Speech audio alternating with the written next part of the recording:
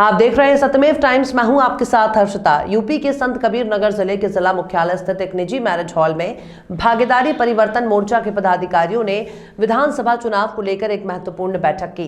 बैठक में मोर्चे ने जिले की 3 विधानसभा सीटों खलीलाबाद, मेंदावल और धनघटा में मोर्चे के प्रत्याशियों की जीत के लिए गहन विचार विमर्श किया। इस बैठक की अध्यक्षता मोर्चे के मंडल चुनाव प्रभारी राजेश मौर्य और प्रदेश इकाई के युवा महासचिव शोएब आजम ने संयुक्त रूप से की।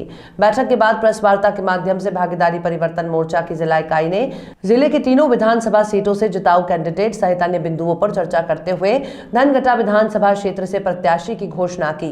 भागीदारी परिवर्तन मोर्चे ने डॉक्टर नरेंद्र देव को धनघटा से प्रत्याशी घोषित करते हुए यह ऐलान किया कि बहुत ही जल्द 2 अन्य सीटों के लिए भी प्रत्याशी घोषित कर दिए जाएंगे। इस दौरान मोर्चे के पदाधिकारियों में शामिल AIMIM के जिला अध्यक्ष इरशाद आलम, प्रदेश कार्यकारिणी सदस्य सुनील यादव, प्रदेश युवा महासचिव शोएब आजम ने मीडिया से बातचीत के दौरान क्या कुछ कहा, आइए सुनते हैं उन्हीं की जुबानी।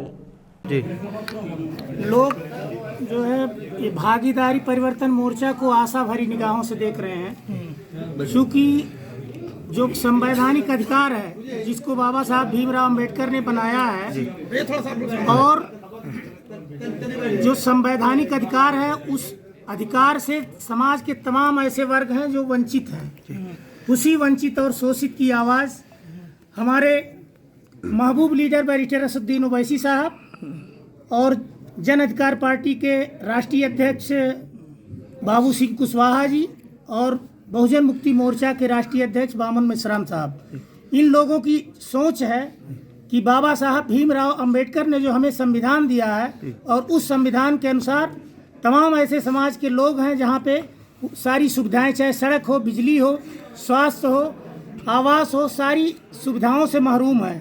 उसी सुविधाओं को दिलाने के लिए हमारे ये भागीदारी परिवर्तन आपके साथ तो ओम प्रकाश राजभर भी आए थे, छोड़ दिया साथ, क्या वजह रही? तो ओम प्रकाश जाने, ओम प्रकाश क्यों छोड़ दिए वो जाने जी। लेकिन मैं इतना जानता हूं कि आज भारतीय राजनीति में अगर एक कोई इंसाफ परस्त व्यक्ति है तो बैरिस्टर असदुद्दीन ओवैसी साहब उनको सब क्रिमिनल कहते हैं, क्यों दंगा फैलाते हैं? क्रिमिनल, आप क्रिमिनल की बात करते हो। प्रदेश में गंगा में लाशें बह रही थी और ऑक्सीजन के बगैर व्यक्ति मर रहे थे, उसकी बात नहीं करते हो, क्रिमिनल की बात करते हो। जो संवैधानिक अधिकार की बात करता है उसको क्रिमिनल की बात आप करते हो।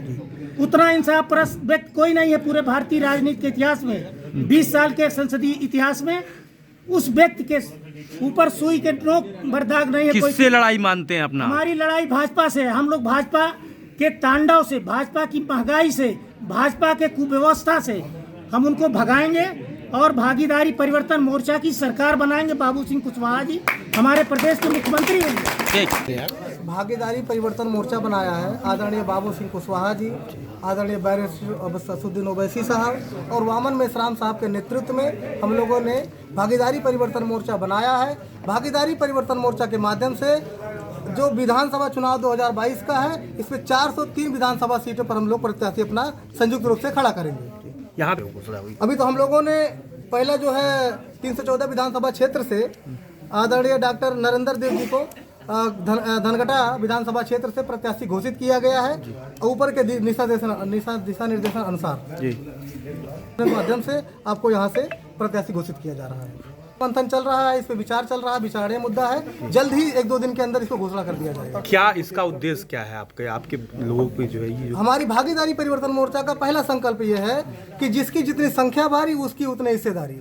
जो OBC के लोग हैं 52% से ज़्यादा, अनुसूचित जाति और जनजाति के लोग 22% से ऊपर और जो मुस्लिम माइनॉरिटी के लोग हैं, इनकी जनसंख्या के अनुपात में जो हक अधिकार जो संवैधानिक रूप से मिले हुए हैं, इनको दिलाने का हमारा पूरा अधिकार रहेगा, पूरा कार्य क्षेत्र रहेगा हमारा। एक नारा आया था कि मिले मुलायम कांसीराव हमें वोट के जय श्री राम।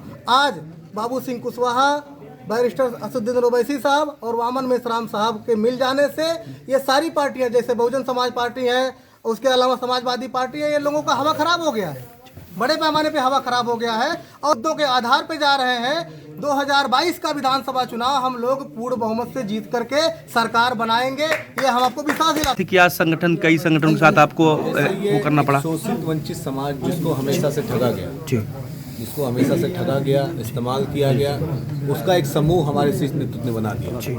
अब हम लोगों ने चूँकि मंडल से लेकर पूर्वांचल तक हम लोगों ने पूरी तरह से इस समूह को ताकत देने की कोशिश की है, उस समाज को जो शोषित रही, वंचित रही, जिनको हक इंसाफ ना मिला।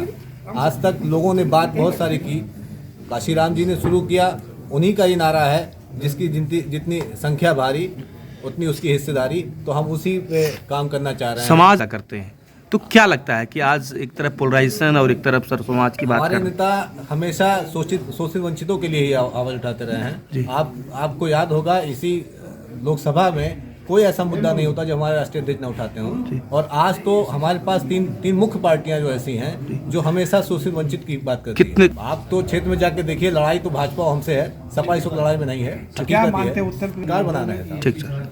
हमारे राष्ट्रीय नेतृत्व जनाब बैरिस्टर असदुद्दीन ओवैसी साहब, बाबू सिंह कुशवाहा साहब और वामन मेश्राम साहब ने मिल करके ये भागीदारी परिवर्तन मोर्चा बनाया है, जिसका मेन उद्देश्य है कि जिसकी जितना संख्या भारी उसकी उतनी हिस्सेदारी मिलना चाहिए। किस तरह में हम लोगों ने 35-36 सीटों पे अकेले चुनाव लड़ा था, और अब हम लोग इस प्रदेश में जितनी भी, चाहे बैकवर्ड क्लास की सरकारें बनी हो या शोषित वंचित समाज की सरकारें बनी हो, लेकिन उनको उनका हक नहीं मिला, उनके साथ इंसाफ नहीं किया गया।